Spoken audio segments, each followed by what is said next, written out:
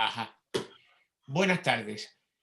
Vamos a dar comienzo a la tercera sesión dentro de esta edición de las Jornadas Góticas de Cáceres.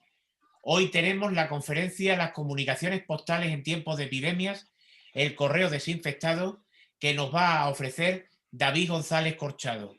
David González es licenciado en Derecho por la Universidad de Extremadura y actualmente trabaja como coordinador técnico y asesor jurídico del Consejo de la Juventud del Ayuntamiento de Cáceres. Es un coleccionista prácticamente de toda la vida desde su infancia. Es miembro de la Asociación Cultural Filatélica y Numismática Cacereña, en la cual ocupa actualmente el cargo de vicepresidente en su junta directiva, aunque fue presidente de la entidad entre los años 2001 y 2007. Actualmente, David es también académico de la Real Academia Hispánica de Filatelia e Historia Postal, siendo además el primero y el único extremeño que ocupa este cargo actualmente. Nos encontramos ante una persona especialista en muchos temas relacionados con la historia postal y uno de los coleccionistas en materia de prefilatelia de mayor importancia que hay ahora mismo en la comunidad de Extremadura. Domina todo el tema relacionado con Extremadura en el periodo prefilatélico, en la historia postal, todo el tema de los documentos fiscales, de lo que es en sí la prefilatelia y la evolución del correo y de la historia postal desde muchos siglos pretéritos. Es un articulista muy fecundo. Tiene un montón de artículos y de comentarios en diversas revistas de carácter especializado, como puede ser el Eco Filatélico, la revista de Filatelia y la propia Norma Filatélica, que es la revista de la Asociación Cultural Filatélica y Numismática Cacereña, en las cuales ha publicado artículos y comentarios históricos y de historia postal sobre temas muy diversos y también ha realizado conferencias y presentaciones a nivel español y a nivel internacional sobre este tipo de materias. Actualmente está trabajando en montones de sectores y buscando siempre nuevo material y nuevos documentos para poder seguir elaborando esa cantidad de erudición que él tiene con este tipo de historias y cuestiones. Yo recuerdo algunos de estos artículos interesantes, como por ejemplo el de Teresa de Jesús y la organización del correo en el siglo XVI, o por ejemplo la tarifa inédita de la Caja de Mérida, o por ejemplo la franquicia postal del Santo Oficio de la Inquisición, o sin ir más lejos, algunos que han publicado en Norma Filatélica, como el sello negro y la franquicia de autoridades, la historia postal de la Inquisición de Llerena. O sea, domina todas las materias en relación con el correo y con la historia postal. Por lo cual, me imagino que la conferencia que nos va a ofrecer hoy, pues vamos a aprender muchísimo y vamos además a poder tener la oportunidad, gracias a la presentación que nos pone, para poder ver en sí mismo los documentos a los cuales va a ir refiriéndose en cada momento. Yo no voy a quitarte más tiempo, al contrario, darte las gracias en nombre de las asociaciones organizadoras Norbanova y Letras Cascabeleras, y también de la Asociación Cultural Filatélica y Numismática como asociación participante y colaboradora en estas quintas Jornadas Góticas de Cáceres. David, enhorabuena por tu trabajo, enhorabuena por tus investigaciones y tienes mucho por delante para podernos contar y descubrir. Así que tienes tú toda la palabra en este momento. Pues muchas gracias, Jesús. Como siempre, haces unas presentaciones que enalteces al ponente. Yo creo que es más fácil definirme como una persona que disfruta con la investigación de la historia postal. Soy desde pequeño y, como bien has dicho, coleccionista de sellos y soy amante de la historia. Pues a la hora de conjugar esas dos aficiones, pues sale pues el resultado pues que has descrito, ¿no? Un investigador en la historia postal, que bueno, es un campo poco explorado, al que se dedican fundamentalmente pues personas que vienen del mundo de la filatelia, pero que realmente me sorprende que no haya calado en los historiadores, llamémoslo, de tipo más profesional, ¿no? Puesto que la importancia que tiene la historia postal es clave en la historia de del mundo, por lo menos de Occidente. Y debemos ser conscientes que muchos de los pasos que hemos dado en esta evolución cada vez hasta llegar al punto del Estado de Derecho, al estado de bienestar en el que nos encontramos, muchos han venido marcados precisamente por la evolución de las comunicaciones. Por lo tanto, la importancia, en mi opinión, y creo que objetivamente hablando es clave, ¿no? Vamos a hablar hoy de un tema muy concreto, y son las comunicaciones postales en tiempos de pandemia, lo cual nos va a poner en la tesitura de tener que abordar una cuestión dentro de un contexto histórico. Y como siempre hago, quizás sea un error porque de esta manera pues prolongo demasiado mis ponencias, mis intervenciones, pues creo que dado que la historia postal es algo transversal a cualquier hecho histórico, a cualquier acontecimiento, a cualquier devenir, a cualquier periodo, a cualquier materia, pues claro, hay que ponernos en antecedentes desde el punto de vista histórico, hay que ponernos en antecedentes desde el punto de vista postal antes de iniciar en sí lo que es la conferencia. Yo soy la persona de las introducciones y muchas veces las introducciones casi superan hasta el contenido total del tiempo que se me ha dado, ¿no? No obstante, voy a procurar no pasarme de tiempo y creo que tal y como está orientada esta conferencia van a poder disfrutar tanto los que conocen el mundo de la historia postal y concretamente el correo desinfectado, como aquellos que esto les suena absolutamente a chino, no tenían ningún conocimiento hasta ahora y se han conectado pues a ver de qué va el tema, ¿no? Entonces voy a explicar brevemente en qué consistirá esta ponencia de aproximadamente 1 hora de duración y bueno, la he dividido fundamentalmente en 2 apartados. El primero de ellos es una introducción histórica y una introducción postal. Este repaso por las grandes pandemias de la historia que vamos a ver en esta introducción, pues nos va a poner un poco en antecedentes.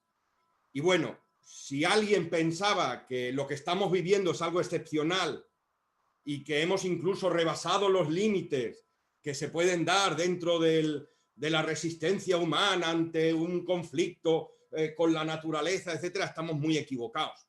Esto es una pandemia de las cientos que se han desarrollado a lo largo de la historia de la humanidad, ni mucho menos es la más virulenta, por supuesto, por una serie de factores en las que ya nos encontramos, como es el desarrollo de la medicina, de la sanidad en general, de las medidas higiénicas, etcétera, pero que en el fondo esto ha venido pasando, pues, como siempre, y no ha dejado de ser, pues, una pequeña reseña en los libros de historia que ni siquiera a veces aparece ni en los libros de texto, ¿no? Y es a lo que estaremos condenados dentro de unos años o dentro de unos siglos cuando se habla de la pandemia de COVID del año 2020 al 2021, 22, bueno, ya veremos, ¿no? Entonces vamos a hacer un pequeño repaso por las grandes pandemias que nos precedieron. Vamos a hablar del contexto histórico-postal, puesto que la mayoría de las personas que nos van a ver son ajenos a este mundo, pues vamos a explicar brevemente cómo se organizaba el correo y cómo una persona normal pues hacía llegar un mensaje, una comunicación escrita pues a un punto alejado, ¿no? Vamos a romper con esto muchos tópicos, que podemos pensar que el correo no era un servicio evolucionado. Bueno, si vemos lo que tardaba en llegar una carta en el siglo XIX de Cáceres a Madrid y lo que tarda actualmente en llegar una carta de Cáceres a Madrid, en la mayoría de los casos superaba la del siglo XIX en el tiempo, ¿eh? O sea, estamos hablando de 1 día y medio, podía llegar una carta de Cáceres a Madrid. Estoy hablando del siglo XVIII, del siglo XIX. Bien, después pasaremos a lo que es el correo desinfectado, haciendo también alguna pequeña mención a lo que eran las juntas de sanidad y a los lazaretos, que seguro que todos hemos oído hablar lejanamente de ellos, pero bueno, vamos a conocer un poquito brevemente porque solo vamos a poder dar unas pinceladas de cada cosa, ¿no? Nos centraremos después en la desinfección de la correspondencia como vehículo que se estimaba que era de contagio, los métodos que se seguían y bueno, podemos incluso pues, divagar sobre lo efectivo que podían resultar a ser, ¿no? Y después nos vamos a ceñir a una serie de epidemias modernas, a lo mejor no tan virulentas como las que vamos a ver en las grandes pandemias de la historia, pero que sí que jugaron un papel fundamental y que dada su cercanía, la existencia de abundante documentación sobre ellas, pues nos permite ilustrarlas con piezas de prefilatelia y de historia postal en general, ¿no? Estas piezas que vamos a ver, pues podemos sacar una enseñanza importante desde dos vertientes. La primera, desde el punto de vista postal, vamos a ver la morfología de esa pieza, vamos a ver por qué sabemos que estaba desinfectada, las rutas, los recorridos que hizo, y después desde otra perspectiva que es también muy interesante, y es el de los testimonios que en algunas ocasiones nos transmiten sobre cómo vivieron nuestros antepasados estas epidemias, que muchas de ellas tuvieron carácter de pandemia o otras simplemente fueron epidemias a nivel local, a nivel de un municipio o de una provincia, ¿no? Pero que era algo con lo que se convivía con absoluta normalidad en aquellos siglos. Entonces nos vamos a ceñir, vamos a empezar precisamente con la Gran Peste de Marsella, que precisamente no afectó a España, pero que sí que tuvo una serie de decisiones que marcaron un poco lo que iba a ser la prevención de las pandemias, las medidas articuladas por los estados, concretamente España, ¿no? Donde reinaba la monarquía hermana de los Borbones franceses, ¿no? Después veremos los brotes de fiebre amarilla que se dieron episódicamente durante fundamentalmente finales del siglo XVIII y la primera mitad del siglo XIX y su relación directa con la Guerra de la Independencia. Vamos a ver otros brotes de enfermedades infecciosas de carácter local, como fueron la viruela y el tabardillo, no porque tuvieran un carácter exclusivamente local, sino porque hemos encontrado testimonios postales dentro de Extremadura y bueno, puede ser bonito y probablemente la gente disfrute. He procurado, en la medida de mis posibilidades, ilustrar todo con piezas extremeñas o hablar de casos extremeños, ¿no? Para poder sentirnos un poquito más vinculados. Me voy a centrar especialmente en la pandemia de cólera morbo, que se desarrolló durante prácticamente los 3 últimos cuartos del siglo XIX, que tuvo 5 brotes importantes, siendo el primero de ellos el más trágico en cuanto a mortandad. Y bueno, este está muy documentado y a nivel postal también, ¿no? Después veremos brevemente, porque para esa época ya se utilizaban otros procesos, el impacto de la gripe española y la relación que pudo tener con el correo. Y bueno, terminaremos con un colofón y una pequeña mención a lo que ha sido esta epidemia que estamos viviendo ahora mismo de COVID, ¿no? Sin más, paso a exponer muy brevemente, como decía, las grandes pandemias a las que se ha enfrentado la historia. Y empezamos cronológicamente por la plaga de Atenas, que se desarrolló entre el 430 y el 425 a.C. Esta epidemia tiene una importancia y es que es la primera que se encuentra documentada. Parece ser que hubo, o se deduce que pudo haber otra pandemia en la zona de Mesopotamia hacia el 1200 a.C., de la que se tiene constancia, pero no está suficientemente documentada, o por lo menos yo no he podido encontrar una información que me permita ni reconstruir ni ver cómo se asoció esa pandemia por parte de la población, ¿no? Ni siquiera las víctimas con las que contó. Esta es una plaga que se dio tuvo una localización muy local en la ciudad de Atenas.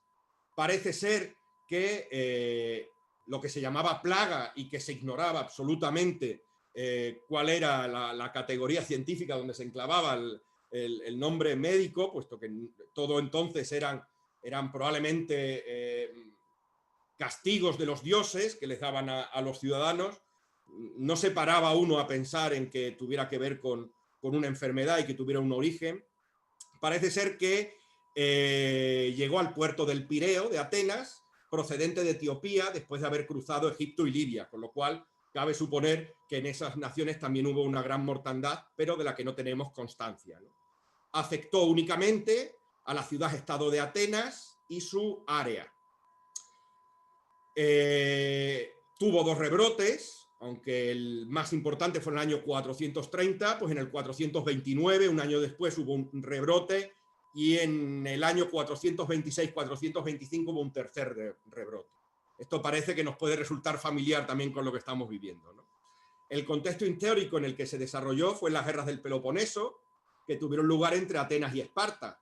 Concretamente, esta pandemia o esta epidemia se desarrolló durante el asedio de la ciudad de Atenas por parte de las tropas espartanas. hay que tener en cuenta que en ese momento, pues en el momento en que vieron los ejércitos espartanos y sus aliados acercarse hacia la capital, pues las aldeas dependientes de Atenas, toda la población abandonó sus poblaciones y se refugió dentro de lo que era la polis, ¿no? Con lo cual las condiciones de hacinamiento pues provocaron que los efectos nocivos de esta pandemia fueron aún mayores, ¿no? La consecuencia inmediata de esta epidemia fue, primero, la finalización del cerco por parte de los espartanos. Se asustaron ante lo que estaba sucediendo en la polis de Atenas y levantaron el cerco. De hecho, hubo víctimas de esta enfermedad, que, como digo, se cree que pudo ser una fiebre tifoidea, y se marcharon, dejaron la ciudad. Poco después volvió a desarrollarse la guerra del Peloponeso, que todos sabemos cómo fue el resultado de la misma. Y bueno, como consecuencias, pues la ciudad de Atenas, que por aquel entonces tenía unos 30.000 habitantes, perdió una tercera parte de su población. Es decir, 1 de cada 3 atenienses perdieron la vida en esta epidemia. Se encuentra documentada por el historiador griego Tucídides, que también fue médico y militar, parecían gente del Renacimiento, y bueno, las consecuencias que tuvo, pues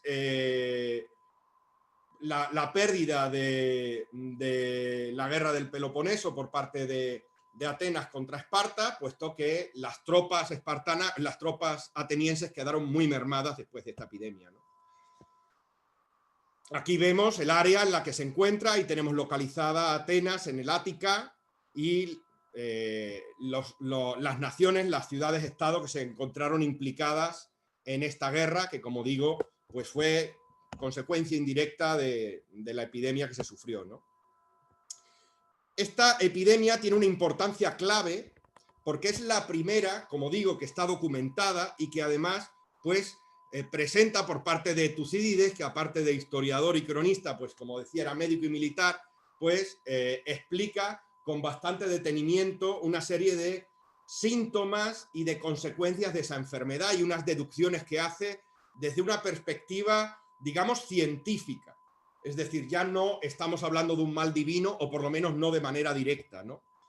Entonces saca una serie de conclusiones que hasta entonces no se habían llevado a cabo.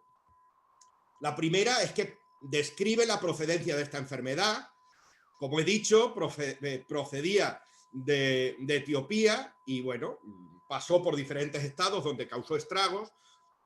Muchas enfermedades se dice que nacen en África, en el África profunda, y se dice siempre Etiopía. La verdad es que Etiopía era un reino evolucionado, con cierta cultura, con ciertas relaciones comerciales, pero esto no significa que en Etiopía es donde naciera la pandemia, sino a lo mejor pues en la zona del Sudán del Sur, en la zona de Tanzania, otros lugares que también estaban menos evolucionados, que no nos han constado registros escritos, y probablemente Etiopía es el primer punto importante del que se tiene noticia, ¿no? También llega a la conclusión de que la incidencia de esta enfermedad es muchísimo mayor en la población que no se encontraba en la misma capital, aunque el hecho de huir la población a este lugar pues hizo que se expandiera con mayor facilidad, pero las condiciones eran precarias y es por eso por lo que esta fiebre tifoidea pues se desarrolló antes en la población, llamémosla rural, ¿no? Esto es muy importante. Demuestra que la enfermedad se transmitía a través del contacto y no por contaminación de los pozos, como era la teoría inicial, que podía haber sido pues una especie de envenenamiento por parte del enemigo, ¿no? Entonces se desacredita, por supuesto, que tenga un origen divino y que tenga que ver con oráculos o con la ira de los dioses, ¿no? Muy importante también, se señala por primera vez el fenómeno de la inmunidad. Es decir, Tucídides se da cuenta de que aquel que había pasado la enfermedad pues no la volvía a contraer o la contraía de una forma mucho más leve, con lo cual estas personas podían utilizarse para cuidar a los enfermos, ya que no existía un riesgo de poder morir, ¿no? Y bueno, y por supuesto que la epidemia, como todas, atacaba por igual a las personas de distinta constitución, ya fueran fuertes y débiles, ricos y pobres, y que no había ningún remedio oficial para poder evitarlo. Pasamos a la segunda, la peste antonina, que tuvo lugar entre el año 165 y el año 180, recibe el nombre de la dinastía reinante, que adoptaban el cognomen de Antoninos, y bueno, se dio durante el reinado de los emperadores Marco Aurelio y Lucio Vero. De hecho, el emperador Lucio Vero que vemos aquí fue uno de los fallecidos en la epidemia esta peste antonina. Y bueno, digamos que fue la más catastrófica que tuvo lugar durante toda la historia del Imperio Romano. Se desarrolló en todas las provincias del imperio. Se especula con que pudo ser viruela, casi con toda seguridad. También se comenta que pudo ser una epidemia de sarampión. Y bueno, los síntomas que presentaban pues eran fiebre, diarrea, inflamación de la faringe, erupciones en la piel. Y bueno, parece que estos síntomas aparecían al 9º día de contraer la enfermedad, ¿no? Con lo cual parece que los síntomas pueden encajar con cualquiera de estos dos, pero se inclina más la balanza hacia que sea una epidemia de viruela. Parece ser que vino de la zona de Persia, de la antigua Partia, y la primera noticia que se tiene, el paciente cero romano, pues fue uno de los soldados que se encontraban asediando la ciudad de Seleucida en el año, como digo, en el año 165, ¿no? Esta pandemia se desarrolló en todo el Imperio Romano y también llegó a las tribus bárbaras del norte contra las que se encontraba guerreando en aquella época Marco Aurelio, ¿no? Se calculan que hubo 5 millones de bajas en todo el Imperio Romano. En Roma se calculan que 2.000 personas morían diariamente y de los infectados moría una cuarta parte, 1 de cada 4 fallecía, ¿no?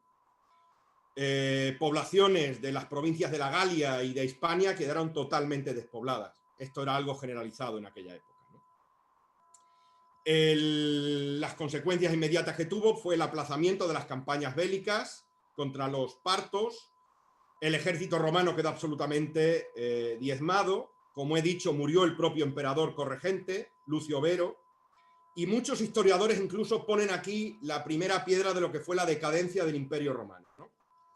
De hecho, el bueno de Marco Aurelio, el emperador filósofo, pues en el momento de morir parece ser que dejó escrito: no lloréis por mí, pensad en la pestilencia y la muerte de tantos otros. Es decir, el propio emperador se compadecía de lo que estaba pasando a su alrededor. Fue documentada por el famoso médico Galeno, del cual también recibe el nombre de peste de Galeno, ¿no? Pasamos, aquí vemos también el alcance que tuvo a lo largo de todo el imperio. Y pasamos a la plaga de Justiniano, otra también de las más importantes que esta ya desarrolló en el periodo del Imperio Bizantino. Tuvo lugar entre el año 541, con diversos rebrotes frecuentes que se produjeron hasta el año 549, aunque esta peste fue recurrente hasta el año 750, es decir, hubo diferentes brotes de bastante intensidad por todos los territorios europeos, asiáticos y africanos. Afectó, como digo, a estos 3 continentes y se considera que esta plaga fue la primera de peste bubónica. También está datada en Etiopía el origen de la pandemia. Sin embargo, los historiadores modernos consideran que si bien Etiopía fue el primer lugar de importancia que acusó esta crisis, sobre todo por el tráfico del marfil que existía, probablemente procediera de las zonas de Tanzania, etcétera. Ya se han visto que por aquella época quedaron abandonados, poblados, que se dedicaban a una importante labor comercial y mercantil, lo cual hace pensar que hubo una pandemia, una enfermedad que acabó con la población o hizo que se dispersaran, ¿no? Hay otra teoría que viene avalada por estudios genéticos y es que parece que vino, aunque la primera documentación de esta pandemia en China es de un siglo después, del siglo VII, pues parece que hay indicios de que pudo haberse iniciado en China, pero que no han quedado registros, ¿no? Tuvo lugar durante el reinado del emperador Justiniano, justo después de haberse terminado las obras de Santa Sofía. En fin, era un momento de bastante importancia y de hegemonía del Imperio Bizantino, las victorias del general Belisario sobre los ostrogodos de Italia, sobre los vándalos del norte de África. Todo esto quedó frenado en el momento en el que la peste se difundió en la forma en la que estamos hablando, ¿no? Se calcula que entre 25 y 50 millones de personas perdieron la vida en esta pandemia. el propio Justiniano enfermó, lo cual dio lugar a que se produjeran algunos intentos de usurpación del poder o luchas por su sucesión, que fueron abortadas en el momento en el que el emperador se recuperó, ¿no? Las consecuencias es que se frenó la expansión en el occidente del Imperio Bizantino y una alta pérdida de demografía y abandono de cultivos que provocó, pues, por supuesto, una importante crisis económica, ¿no? Está documentada por el historiador Procopio de Cesarea y Juan de Éfeso. Aquí vemos también, pues, el estado, como era el estado bizantino, el Imperio Bizantino, en la época en la que estamos hablando, ¿no? Y llegamos a la que todos hemos oído hablar alguna vez y la más conocida hasta que ha llegado la pandemia del COVID, que es la peste negra, también llamada muerte negra, que afectó a la población de Eurasia durante el siglo XIV. Concretamente, la época más virulenta fue entre el 1347 y el 1353, aunque se siguieron produciendo brotes de esta peste hasta bien entrado el siglo XVIII, y aún hoy la peste bubónica sigue existiendo, como veremos luego, en algunos países subdesarrollados o en vías de desarrollo, fundamentalmente de América del Sur. La peste negra, también llamada peste bubónica, por las bubas que le salían a los enfermos, pues utilizan el término peste, que viene a ser el término genérico por el que se dice enfermedad, para dar nombre precisamente a esta pandemia, y sus síntomas pues viene a ser una fiebre muy alta que supera los 40 grados con mucha frecuencia, tos y esputos sanguinolentes, sangrado de nariz y de otros orificios, una sed constante y aguda, manchas en la piel de color azul o negro debido a pequeñas hemorragias cutáneas, por esa razón se le llamaba peste negra o el mal negro, y aparición de bubones negros en las ingles, en el cuello, en las axilas, los brazos, las piernas y detrás de las orejas, debido a la inflamación de los ganglios linfáticos. Por eso se dice peste bubónica, por los bubones o bubas que aparecían. Curiosamente, la peste bubónica era menos nociva que otras variantes que tenían un componente más respiratorio, como el que estamos viviendo hoy en día, ¿no? También podía haber gangrena en las puntas de las extremidades y, curiosamente, la ruptura de los bubones, cuando supuraban y sangraban cuando eran cortados, pues precisamente era una garantía de que estaba sanando. Es decir, cuando salían esos bubones y supuraban, era una garantía de que la cosa iba mejor, ¿no? Parece ser que la pandemia irrumpió en Asia, de allí se expandió hacia los canatos de la actual Ucrania, y durante el asedio de la ciudad de Cafa, en Crimea, parece ser que la huida de los europeos, que fundamentalmente eran florentinos, eran italianos, pues llevó la peste bubónica, la llevó a Europa, ¿no? A partir de ahí, bueno, se cuenta que los ejércitos mongoles, que eran los que estaban asediando estas ciudades de los canatos, pues arrojaron muertos por peste al interior de la ciudad, y fue lo que hizo que se expandiera, ¿no? Como digo, hubo rebrotes por toda Europa, fundamentalmente hasta el año 1490, después tuvo episodios siempre venidos desde Asia, y bueno, las consecuencias son entre 75 y 200 millones de personas de Europa a nivel general. Entre el 30 y el 60% de la población de Europa perdió la vida con esta epidemia, y entre 40 y 60 millones en África y en Asia. O sea, estamos hablando de que a nivel mundial 1 de cada 4 personas probablemente perdieron la vida debido a la peste bubónica, la cual es definida como el peor desastre biológico de la historia de la humanidad, ¿de acuerdo? Son cientos de historiadores los que hacen alusión a esta pandemia. Uno de ellos, que si bien no es historiador, todos lo conocemos, es el escritor Boccaccio, que en su obra El Decamerón precisamente describe los síntomas de la peste que he narrado antes, y que, bueno, además nos habla pues de la estrategia que seguían muchas personas, que era precisamente huir, irse al campo, recluirse y vivir una realidad paralela, ¿no? llena de placeres, ¿no? Aquí vemos estirpando esos famosos bubones del cuello de una persona, y vemos también en las áreas de expansión. Curiosamente, en verde son donde no se desarrolló, fueron anecdóticos los casos de peste bubónica, ¿no? Curiosamente, en la zona de la actual Polonia, del este de Alemania, lo que era la Prusia Oriental, etc., ¿no? Como decía, la peste bubónica sigue de actualidad. Aquí vemos una campaña que se está haciendo de hace escasos años, concretamente en el Perú, en el que se habla de 12 casos confirmados, 29 casos con sospecha y 2 muertes por peste bubónica. Todos sabemos cómo se transmitía, a través de la pulga que tenían las ratas. Todas las medidas que ponían para prevenirlo pues fueron en vano, porque el animal, la rata, era un animal que convivía constantemente con la ciudadanía en el siglo XV, en el siglo XVI, ¿no? Apenas se le hacía caso. Entonces es esta pulga la que realmente era la que transmitía el bacilo de la enfermedad, ¿no? La siguiente gran pandemia, que si bien no es una gran pandemia, fueron un conjunto de ellas, pero que aniquilaron a la población americana durante los siglos XVI y XVII. Yo la llamo los cocolitles y el colapso demográfico en América. El término cocolitle viene a ser como genéricamente se llamaba a la enfermedad, a la epidemia. Entonces fueron diferentes. Todos sabemos cómo se produjo. Fueron las enfermedades que los europeos llevaron consigo a América, ante las cuales habían desarrollado ya sus sistemas inmunitarios, pero contra los que no estaban preparadas las poblaciones americanas, ¿no? Entonces vemos aquí el porcentaje de fallecidos con las diferentes pandemias que hubo en la América colonial española, en lo que eran las Indias occidentales, durante los siglos XVI y XVII. Claro, la leyenda negra atribuye todas estas muertes de la población autóctona a la crueldad de los conquistadores españoles.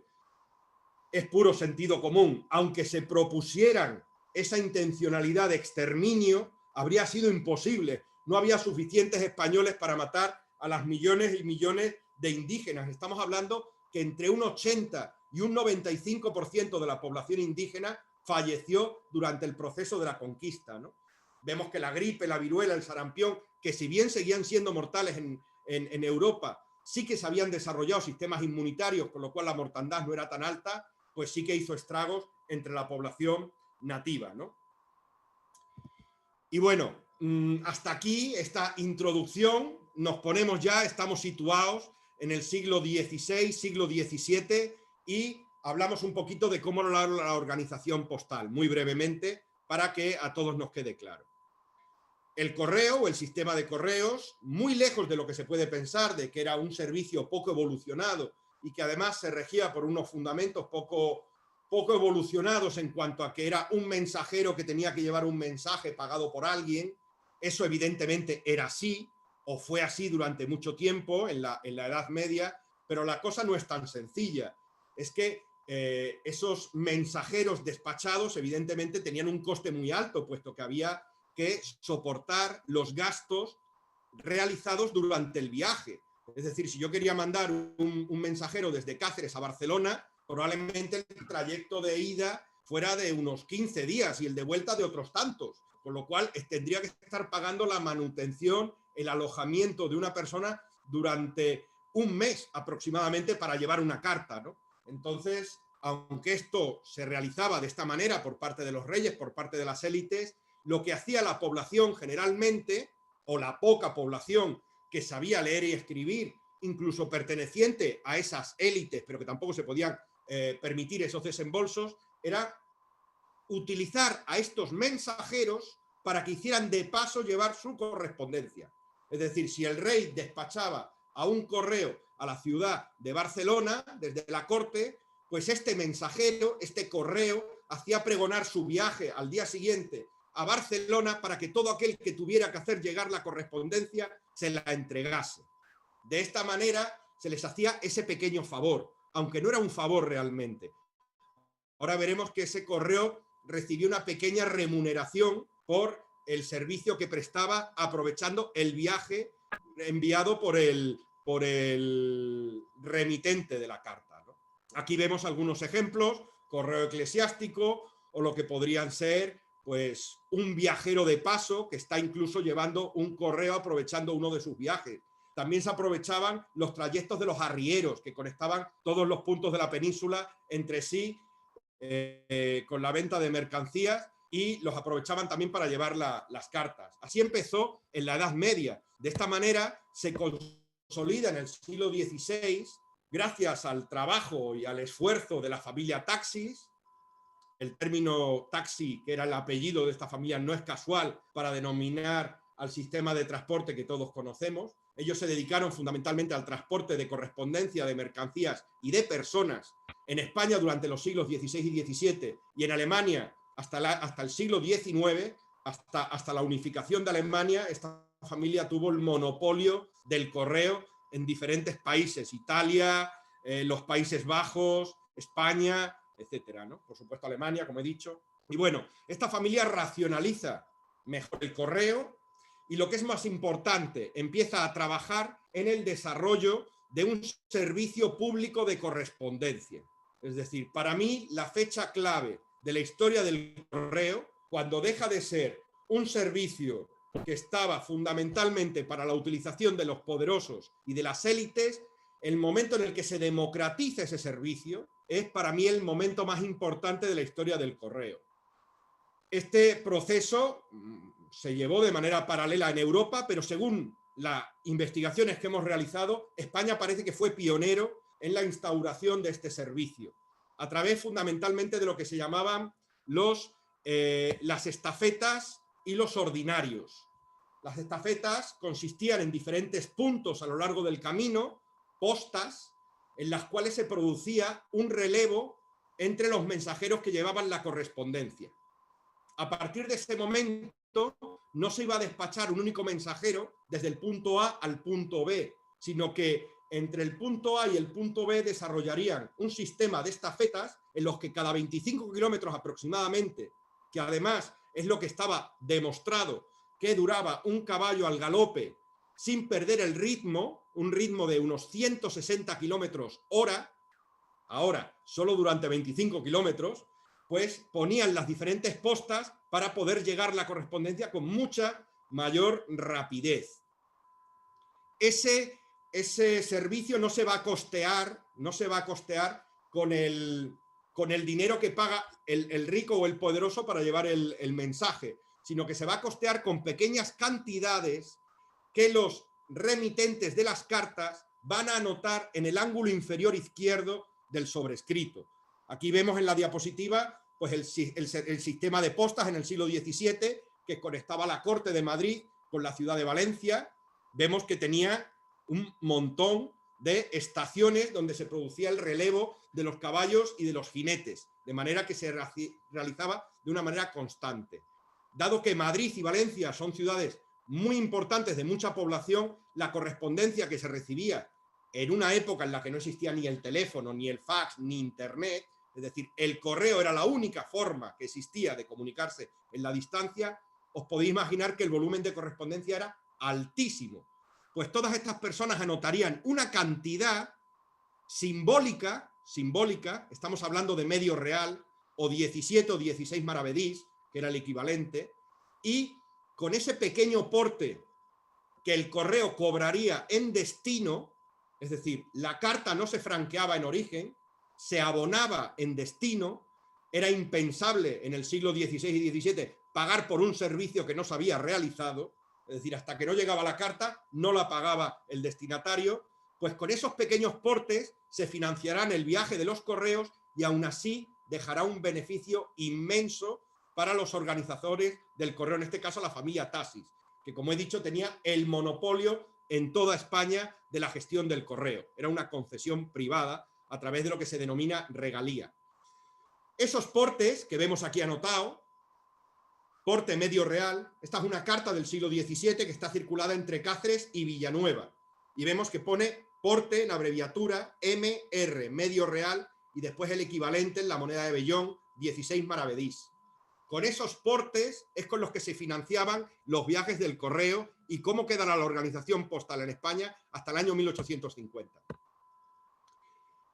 Llega un momento clave, el año 1716, los reyes de España asumen la gestión del correo, dejará de ser un servicio gestionado por particulares a ser un servicio público, al servicio de todos los vasallos del rey. Hablar de ciudadanos a lo mejor es un poco pretencioso, y cambian diversas cuestiones. A partir de ahí, ese medio real que hemos visto antes, que era una tarifa de costumbre, era lo que se solía dar. Además, era una tarifa una tarifa plana, independientemente de la distancia que recorriera en el interior de los reinos de España, se pagaba siempre lo mismo. Y tenía que ver fundamentalmente con el tamaño del pliego más que con la distancia.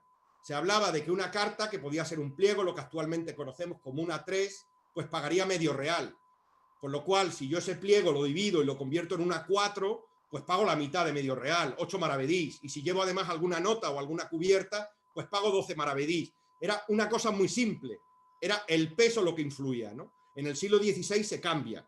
Se organiza, se divide el territorio español en diferentes regiones postales y se les dotará de tarifas que conjugarán ya no solamente el peso de la correspondencia, sino también el trayecto que se realiza. De esta manera, pues, una carta venida desde Barcelona a Cáceres no pagaría lo mismo que una carta llegada de Madrid a Cáceres.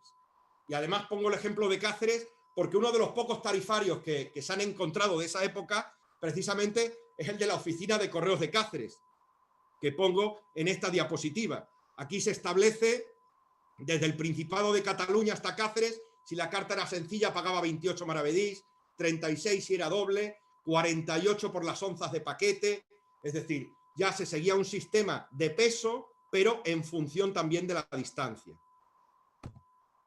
Y esto nos llevará, pues, a analizar lo que era una carta en los siglos XVIII y XIX, los elementos que tiene la carta. Evidentemente, la carta debe contar con dos elementos clave. Primero, la marca postal de origen, que es la que vemos aquí, que señala tanto el nombre de la ciudad de la que parte como la región o departamento postal al que pertenece. De esta manera, en la oficina de correos de destino se podía calcular cuánto era el porte de esa carta, puesto que aparecía el origen y ellos tenían medios para poder pesarla. Entonces, la marca de origen es fundamental en las cartas en los siglos XVIII y XIX, y el porteo. El portero lo que refleja es la cantidad que habría que pagar. En esta carta, concretamente, se pagaron 7 cuartos de vellón, que era lo correspondiente a una carta sencilla entre dos localidades situadas dentro de Extremadura Baja. En este caso, Plasencia y Mérida. Vemos que en este caso concreto aparece también una alusión a Trujillo. Es una anotación de encaminamiento. La carta tenía que pasar por Trujillo, que además era administración principal de correos. Tenía una categoría postal mucho mayor que la de Plasencia y la de Mérida. Y fue precisamente en Trujillo donde se le aplicó el porte. Este 7 que vemos aquí en forma de cuño. Y bueno, a partir de aquí, pues ya entro directamente en lo que es la materia. Vamos a hablar de lo que fue el correo desinfectado y para ello vamos a empezar fundamentalmente hablando de un elemento importantísimo que se creará en 1720 como consecuencia de la gran peste de Marsella, que veremos a continuación, y que fueron las juntas de sanidad. A partir del año 1720 dejará de improvisarse en lo que es la gestión de las pandemias, tanto a nivel municipal como a nivel provincial, creándose lo que sería una Junta Suprema de Sanidad. Esta Junta Suprema estará formada por personalidades civiles, militares y sanitarias, y tendrán sus homólogos a nivel provincial cuando se cree el sistema de provincias ya en el siglo XIX, o a nivel de las capitanías generales.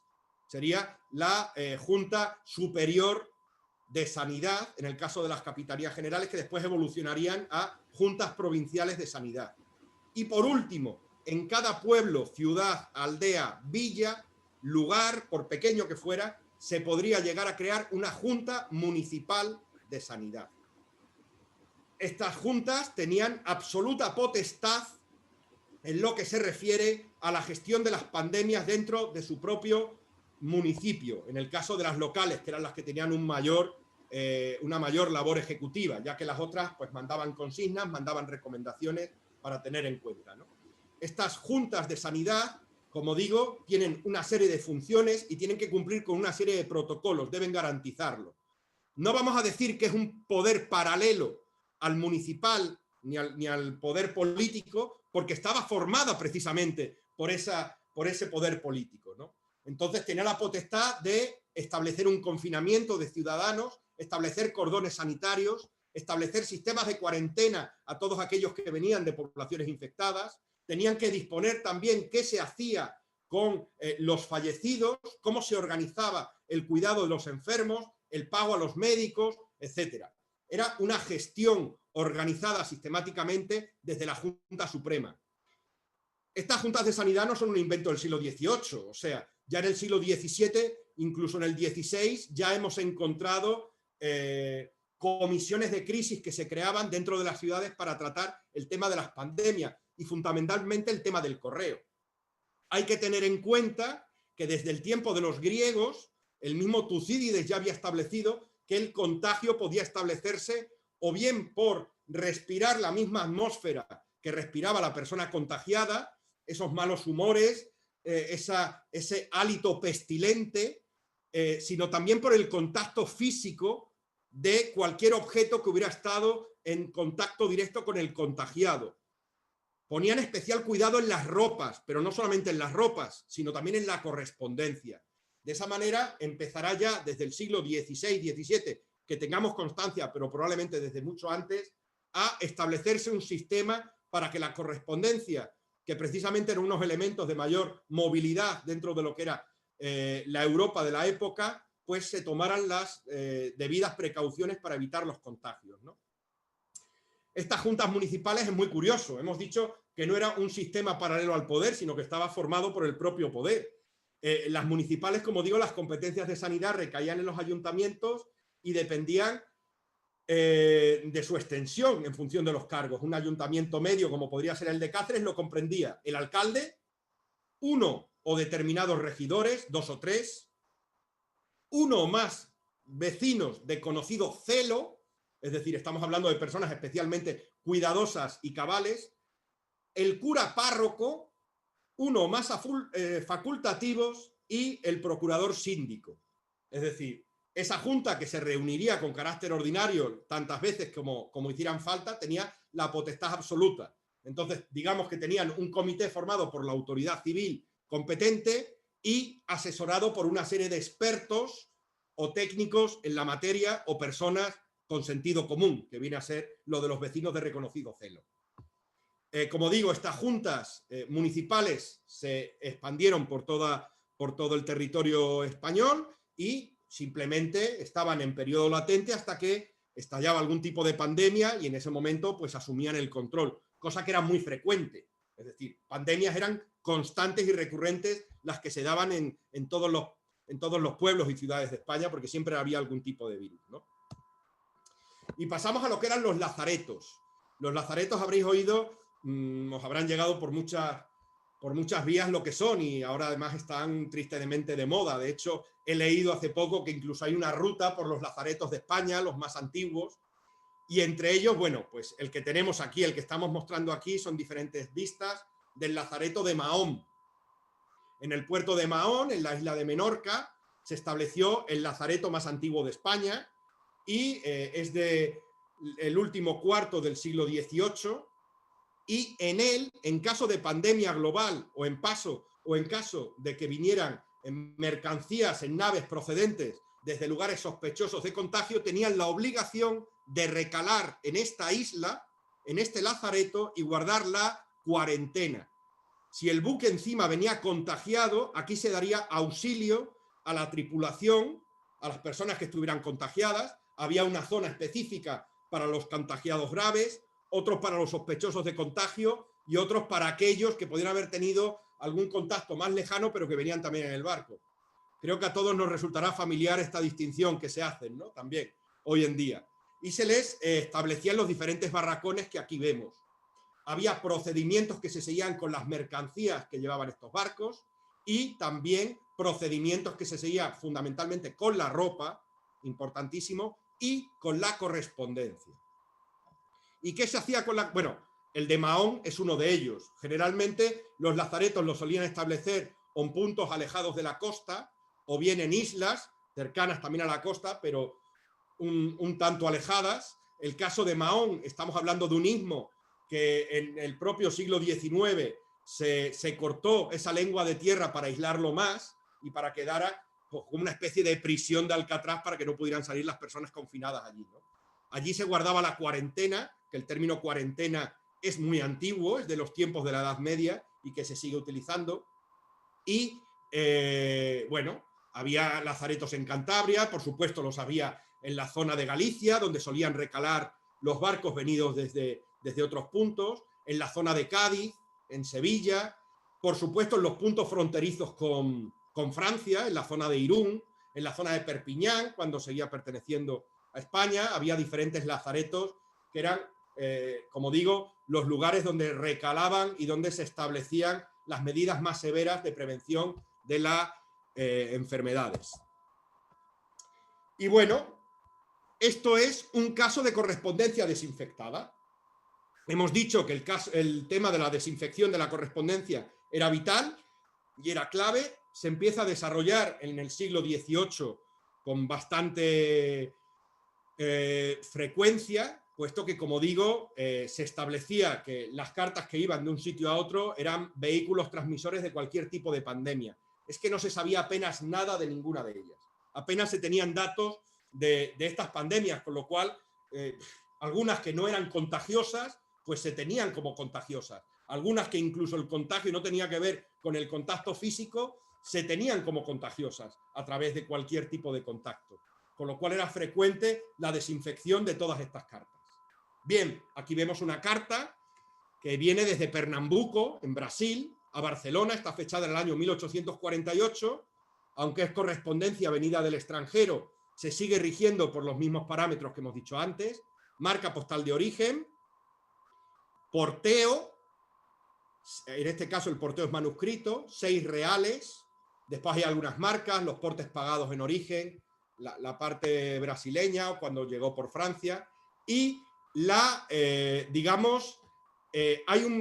2 elementos nuevos que son característicos de la correspondencia desinfectada, aparte de las marcas postales. La primera de ellas son estas manchas.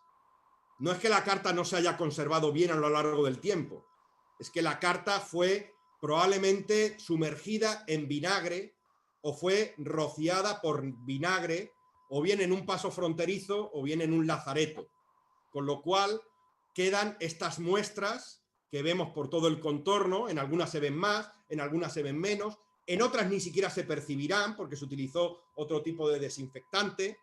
Y el otro elemento, el segundo elemento del correo desinfectado, no se aprecian mucho aquí, pero son 2 cortes, uno y otro, que son los llamados cortes de desinfección.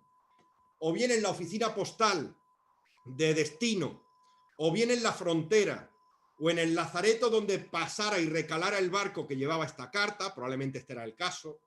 En estos lugares la correspondencia se picaba, es decir, era atravesado con objetos punzantes. Normalmente eran cinceles, eran pequeñas espadas o machetes, cuchillos, con el que, o incluso había alguna que por presión hacía diferentes agujeros, ahora veremos algún elemento, y esto se hacía para que el vinagre o la sustancia desinfectante penetrara al interior del texto, que no quedara desinfectado únicamente el frontal de la carta, sino que el interior también quedara impregnado. De ahí se hacían los llamados cortes de desinfección. Esta es la ruta que presumiblemente realizó la carta venida desde Pernambuco. Salió desde Brasil, recorrió todo el océano Atlántico, recalaría, aquí lo vemos en detalle, en la isla de Menorca, concretamente en el lazareto de Mahón, donde sería desinfectada en el lazareto y posteriormente pues llegaría con éxito a la ciudad de Barcelona. Aunque no se hubieran tomado las molestias de desinfectarla, probablemente no habría sido vehículo de contagio, porque por la fecha en la que fue emitida, esta carta trataba de prevenir la epidemia de cólera morbo, que no era susceptible de contagio a través de la carta, ni siquiera de las personas, era a través de las heces, ¿de acuerdo? Las técnicas de desinfección las hemos visto y estos son los elementos. Como digo, para cortar el frontal se utilizaba, como digo, un pequeño cuchillo o un utensilio, un aparato con varios pinchos que penetraba haciendo agujeros. De esta manera no quedaba rajado, sino que quedaba perforado. El 90% de las cartas que encontramos suelen tener cortes de desinfección y no agujeros. Y después, según la técnica, se sumergía en un barreño o en una tinaja llena fundamentalmente con vinagre, aunque había otros medios, o se procedía a su fumigación. Aquí vemos un fumigador muy rudimentario de aquella época que nos permite pues adivinar pues cómo se procedía al fumigado de estas cartas, ¿no? Ahora veremos los elementos que se utilizaban, aparte del vinagre, para realizar la desinfección de la correspondencia.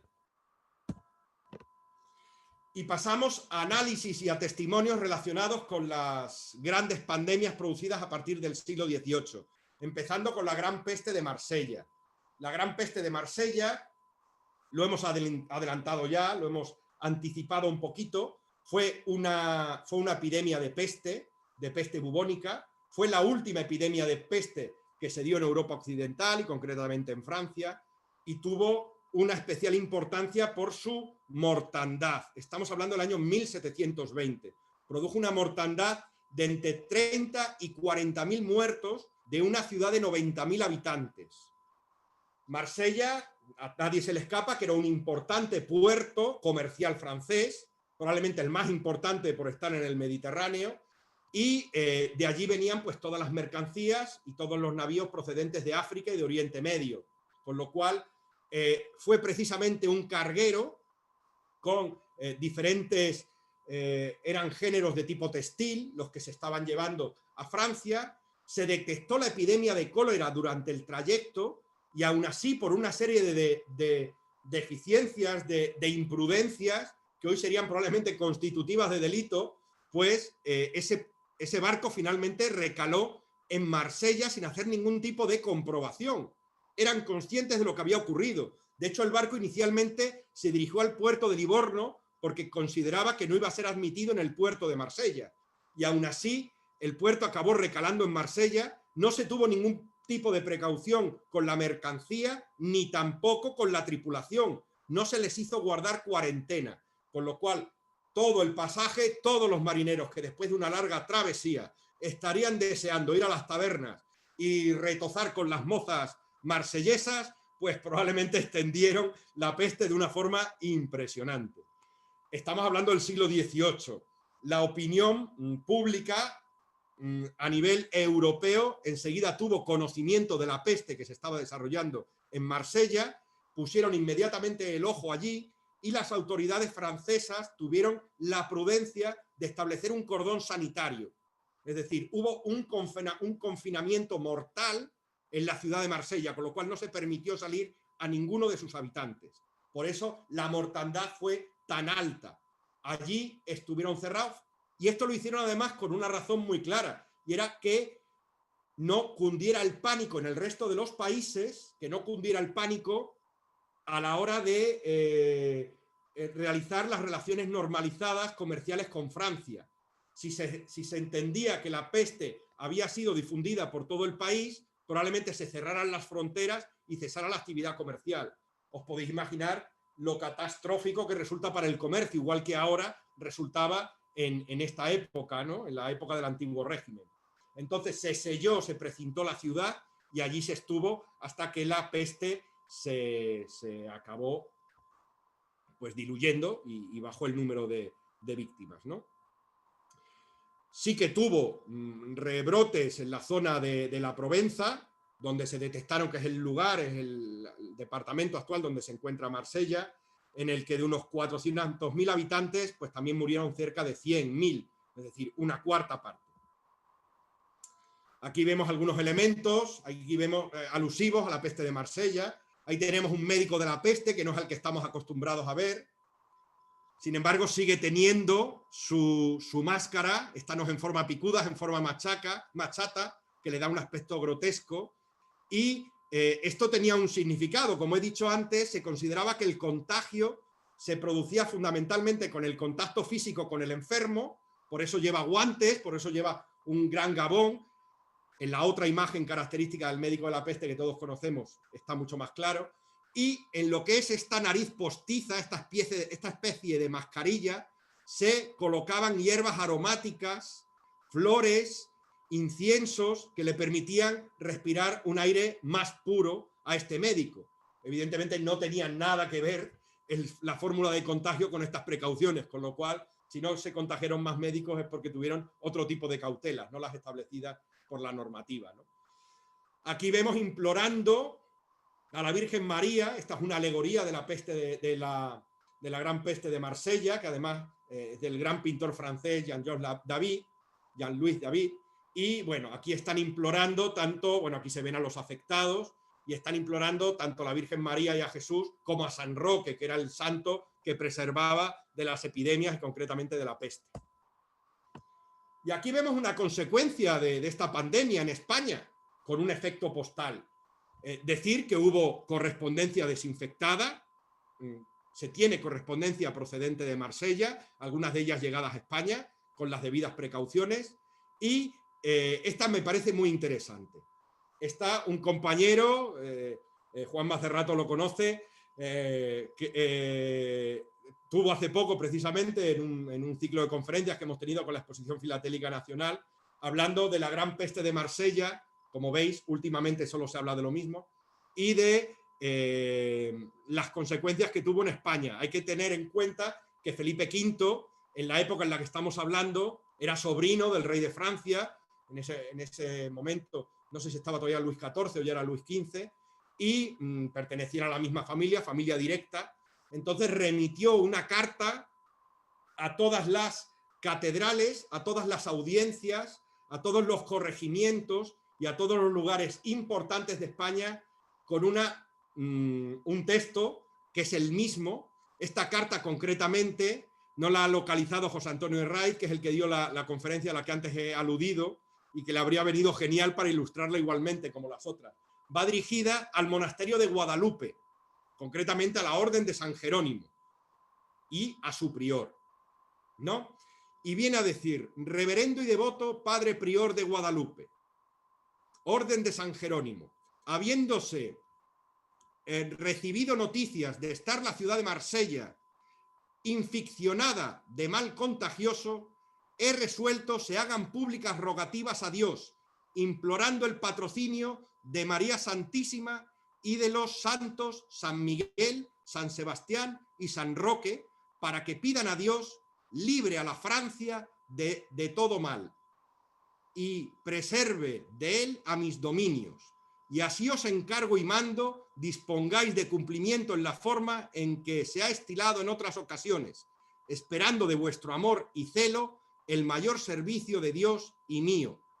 Y aplicaréis en esta ocasión, con el efecto y veces que hasta aquí lo habéis manifestado, en que mandare de vos por servido bueno, y después la fecha, de San Lorenzo del Escorial a 28 de agosto de 1720.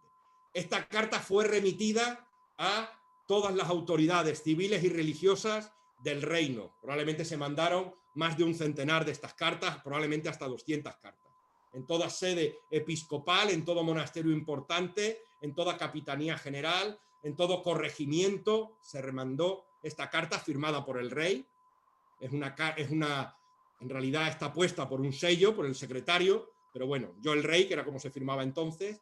Y bueno, lo que viene a decir es, primero, que ayude a la Francia, enemiga de España durante 200 años, pero que en aquellos momentos éramos ya un aliado importantísimo, compartíamos la misma dinastía, los Borbones, y por otra parte, pues, ayudar y prevenir en los contagios dentro del interior del reino.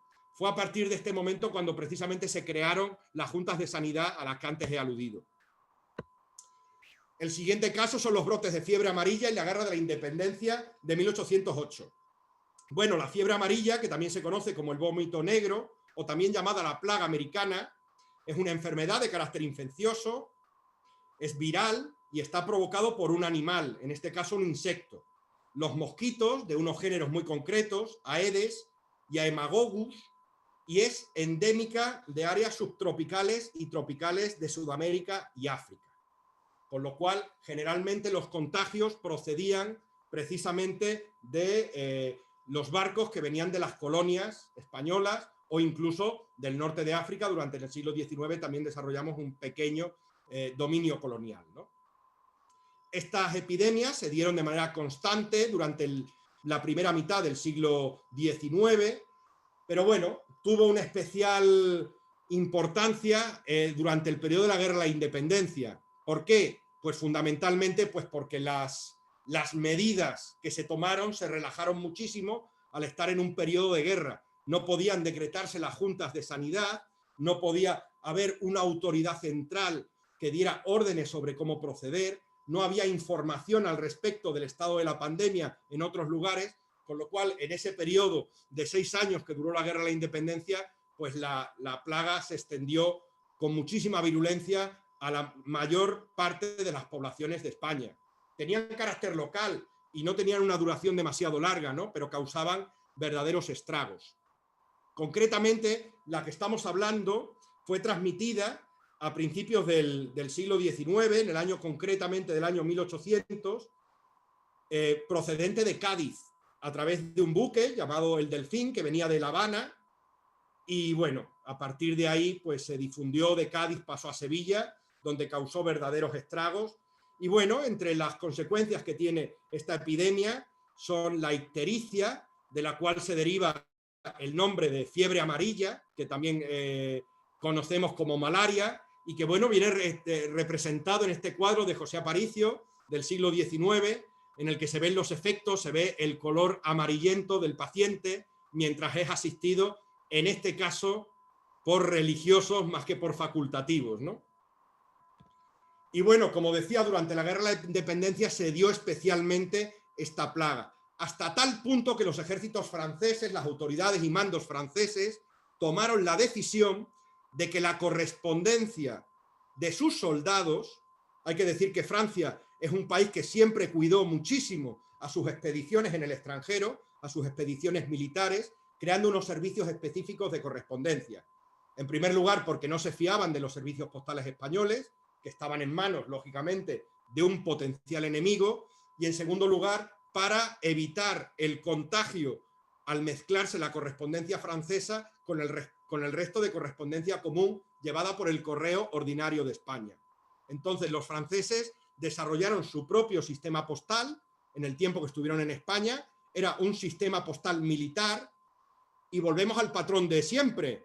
La marca de origen, que en este caso es el nombre del ejército, en este caso la oficina central del Ejército de España. Aquí la oficina general del Ejército de Portugal, que se encontraba estacionado en este caso en Jaraíz de la Vera y en el de la Segunda Carta en Mérida, en el año 1811. Fue el año de mayor virulencia de la fiebre amarilla, de la malaria. Y el porteo, en este caso, aunque parece un 9, es un 5 y un 11, ¿de acuerdo? Era lo que se porteaba la correspondencia francesa. Tenían libre de portes el trayecto español y solamente les cobraban el francés. En este caso eran 11 décimas y 9 décimas, ¿de acuerdo? Entonces, los franceses establecieron su propio sistema de comunicación precisamente para prevenir. El 75% de las cartas francesas de los ejércitos en España, estacionados en España, muestran marcas de desinfección, cortes de desinfección, pero no vemos que tengan restos de vinagre, de lo cual se deduce que probablemente se utilizó el método de la fumigación. Bueno, un pequeño paréntesis para hablar de pequeños brotes locales de enfermedades infecciosas durante los siglos XVIII y XIX. Vamos a hacer especial alusión a la viruela y al tabardillo, con 2 testimonios, además extremeños, que van a pareceros pues muy bonitos. Bueno, muy bonitos, muy trágicos, pero curiosos, ¿no? Aquí tenemos un testimonio de una carta remitida desde Torrejoncillo a Coria. Torrejoncillo entonces era una villa muy pequeñita, no tenía marca postal, entonces se le puso en Coria. El porteo lo vemos aquí, es un 4, es un 4, creedme, es un 4 y un medio. Eran 4 cuartos y medio de porte lo que se pagaba por una carta llegada a la ciudad de Coria. Es decir, el medio cuarto que vemos aquí, que es una especie de cruz, evidentemente tratan de abreviar y no levantan la pluma a la hora de hacer el trazo, pues simbolizaba un sobreporte, una pequeña propina que se daba para sostener o bien el camino de las cartas que llegaban a Coria o bien la pequeña administración de correos que había allí. Claro, vemos que hay dos cortes de desinfección. Hay dos cortes de desinfección, apenas se aprecian, espero que el cursor os ayude a identificarlos, y cuando tú lo ves que la carta se encuentra fechada en el año 1805, y cuando te pones a investigar por qué una carta de 1805 está fechada en Coria, veo el siguiente documento. El año de 1805 se empezaron a sentir en este pueblo, referido a Torrejoncillo, las horrorosas consecuencias de la guerra, invasión francesa. No estamos hablando de la invasión de la guerra de la independencia, sino las guerras previas que hubo con Francia, con la Francia revolucionaria, antes de llegar al Tratado de Paz, que culminó con esa alianza tan nefasta que tuvimos con los franceses, ¿no? La guerra no se estaba desarrollando en territorio español, pero sí que se hizo notar en cuestiones económicas. La exportación de cereales a otros países encareció el pan hasta 5 reales y los demás comestibles seguían el mismo camino. Vino la primavera y, acosados por el hambre, los moradores de este pueblo, Torrejoncillo, comenzaron a comer hierbas cocidas del campo, con sal, pero sin reparar fuesen saludables o nocivas. De aquí sobrevino una enfermedad que llamaban tabardillo, en que morían los hombres a docenas. Solo en el pueblo de Torrejoncillo, por la epidemia de tabardillo que tuvo lugar entre los meses de diciembre y febrero de 1804 a 1805, murieron 300 vecinos. Os podéis imaginar. Y sobre todo la importancia que tiene el elemento postal a la hora de identificar y de demostrar los registros que quedan de esa epidemia que fue tan nociva, ¿no?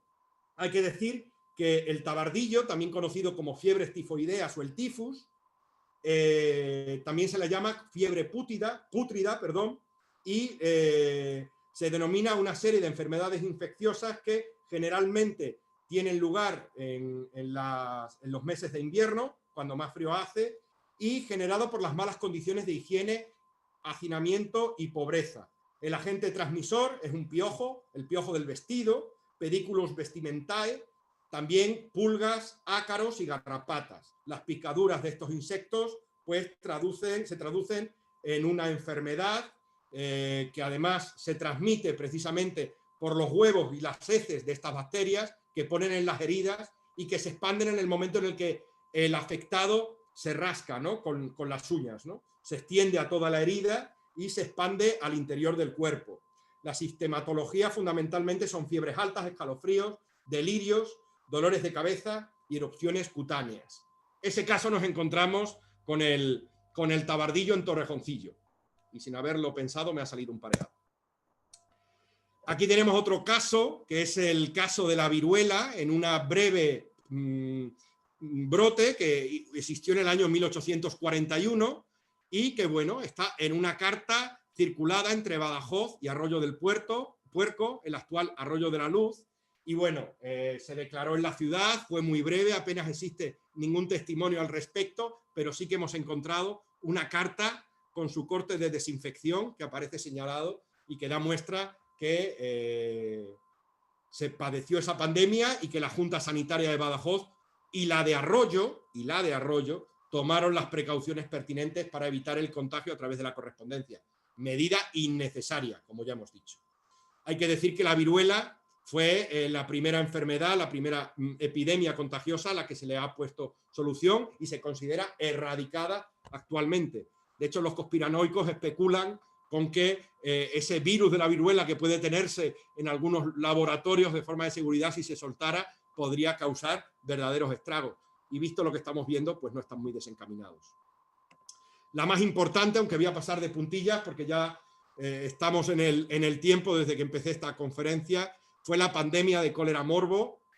Se dio durante 5 brotes muy importantes, de gran mortandad y, lo que es más importante, estupendamente documentados. Con lo cual voy a pasar un poco de puntillas sobre ellos, pero que sepáis que realmente existe incluso una parte del coleccionismo que se llaman las cartas del cólera, que están especializados en el estudio de esta pandemia y de su expansión precisamente a través de las cartas que se conservan, que prácticamente son de todos los países. Fue una pandemia de carácter mundial que nació en Asia.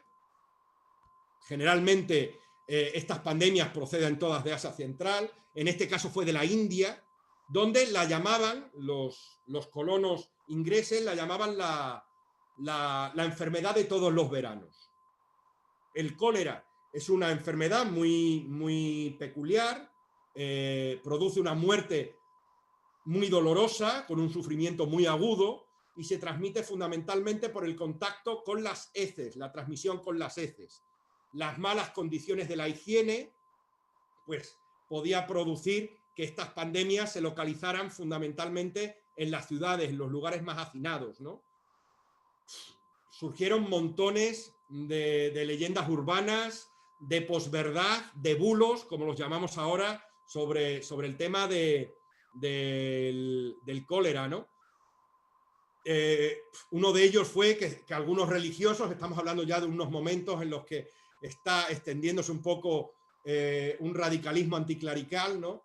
Entonces acusaban a los frailes de cierta localidad de haber infectado un pozo y que de allí pues se habían producido los contagios, ¿no? Y como decía, bueno, fundamentalmente la forma del contagio de esta enfermedad no tiene nada que ver ni con estar en contacto con el paciente, ni con objetos que ha tocado el paciente, sino fundamentalmente con la ingesta de agua o de alimentos contaminados precisamente con las heces o los vómitos, que son los que contienen la bacteria que hace que esta epidemia se propague.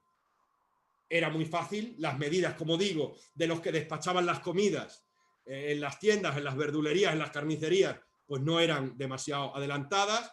Por la calle se caminaba generalmente entre excrementos y era fácil contagiarse sin tener contacto directo con el paciente, ¿no? Esta pandemia es detectada en el año 1832. Como digo, nace en la India, aproximadamente hacia la década 1817. Rápidamente empieza a expandirse por Asia, China, Japón, Oriente Medio, pasa a la actual Persia, Arabia, Mesopotamia, Siria. Otro brote epidémico se inicia en el año 1829 en Astrakán, una ciudad tártara al sur de Rusia, y esa vía hará que se contagie toda la zona de Europa del Norte, del Báltico. A principios del año 1832 llega a Francia, llega a París. A todo esto las autoridades sanitarias españolas, las juntas supremas de sanidad, estaban alerta a lo que estaba ocurriendo, estaban haciendo un seguimiento y habían además, en el momento en que el cólera se propaga a Francia, establecen un cordón sanitario en los puestos de Irún, en el lazareto de Mahón, en la isla de Menorca.